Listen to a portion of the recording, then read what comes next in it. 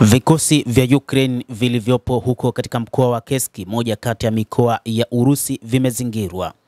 Ni baada ya Urusi kumiliki asilimia 86 ya eneo la Kursk lililokuwa likishikiliwa na Ukraine hapo awali tangu Agosti mwaka 2024. Eneo hilo kwa kiasi kikubwa limekombolewa, na hii ni kwa mujibu wa Valery Gerasimov ambaye ameeleza hayo. Vikosi vya Ukraine vimezingirwa katika mkoa huo. Jenerali mkuu wa Urusi ambaye anaongoza vikosi katika mkoa huo wa Kursk ameeleza zaidi wakati alipokutana na rais wa Urusi Bwana Vladimir Putin ambaye ametembelea katika eneo hilo la mapambano. Valery Gerasimov alisema siku ya Jumanne, akiongeza kuwa asilimia 86 eneo hilo limeshakombolewa na kwamba uharibifu wa kimfumo wa vikosi vya adui unazidi kuendelea. Gerasimov aliripoti hali katika mkoa wa Kursk wakati wa mkutano na rais wa Urusi Vladimir Putin katika moja machapisho ya amri katika eneo hilo. Katika muda wa siku 5 zilizopita, kundi la kijeshi la Urusi kaskazini lilichukua udhibiti wa makazi 24 na kilomita za mraba 259 za eneo, alisema Gerasimov. Katika maeneo fulani, vikosi vya Urusi vimezidi kusonga mbele na kuvuka mpaka katika mkoa wa Sumi wa Ukraine. Pia alisema kuwa jeshi la Ukraine lilipata majeruhi karibia 67,000 katika eneo hilo na kwamba Warusi bado wanaendelea na mapambano katika eneo hilo. Gerasimov aliongeza kuwa katika siku za usoni askari wa Ukraine watashindwa kabisa na kuondolewa katika eneo la Kursk, akimhakikishia rais wake Vladimir Putin kwamba vikosi vya Moscow vitafika hadi mpakani.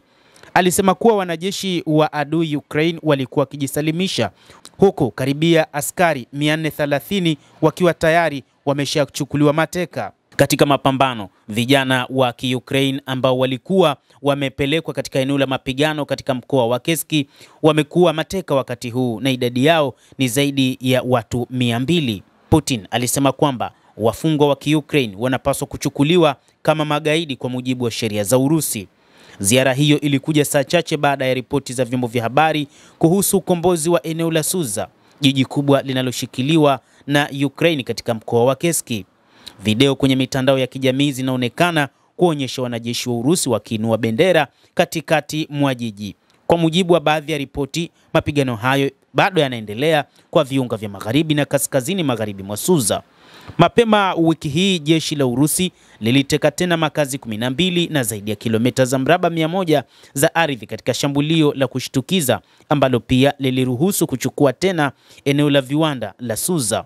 Operesheni hiyo ilikuwa katika maandalizi ya miezi kadhaa na ilihusisha takribani wanajeshi 800 wakitembea maili kadhaa kupitia bomba tupu la gesi ili kujipenyeza katika maeneo ya Ukraine.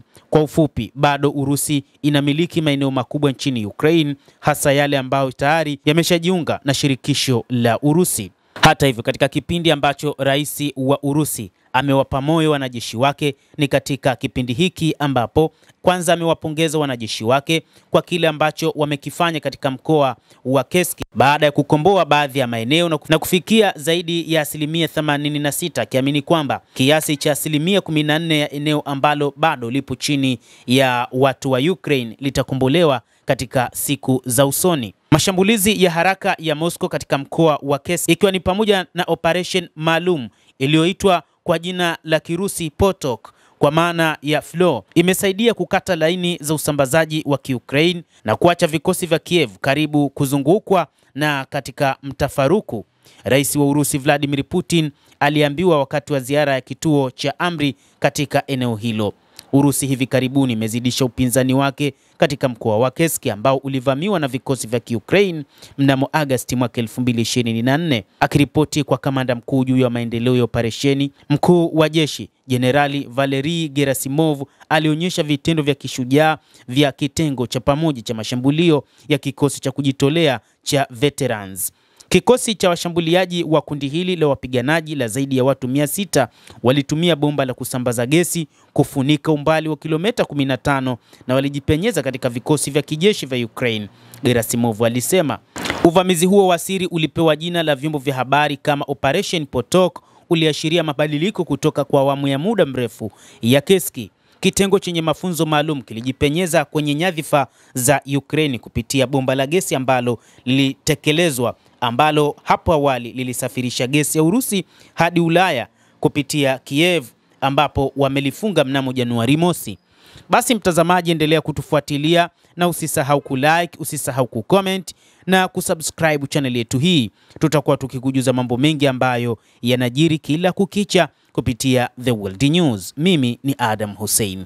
Endelea kuwa nasi wakati wote.